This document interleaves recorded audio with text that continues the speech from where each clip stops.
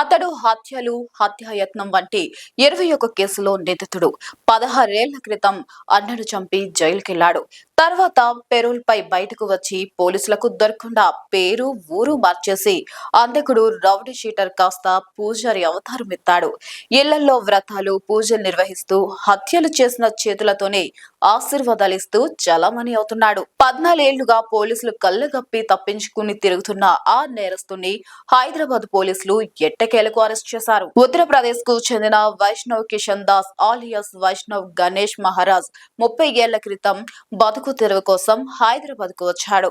తరచూ గొడవలు, కొట్లాటలు, భౌతిక దాడులకు పాల్పడుతున్న అతడిపై సుల్తాన్ బజార్ పోలీస్ స్టేషన్ లో 1990 నుంచి రౌడీ షీట్ కొనసాగుతుంది. 2003లో నమోదైన హత్యాయత్నం, భౌతిక దాడుల కేసుల్లోనూ అతడు పరారీలో ఉన్నాడు. ఇక 2010లో తన సొంత అన్నను హత్య చేశాడు. తర్వాత అదే సంవత్సరం నాంపల్లి కోర్టులో లొంగిపోయి జైలుకి వెళ్లాడు. 2012లో పెరోల్ పై వచ్చిన వైష్ణవ్ కిషన్ దాస్ అప్పుడే ప్రారంభమవుతున్న ఆధార్ కార్డులో తన పేరును వి గణేశన్ మహారాజ్ గా మార్చుకున్నాడు. మలక్పేటలో ఓ కొత్త చిరునామాతో ఆధార్ కార్డు తీసుకున్నాడు. ఫోన్ నెంబర్లు మార్చేశాడు. తర్వాత గుండు చేయించుకుని పూజారి అవతారం ఎత్తాడు.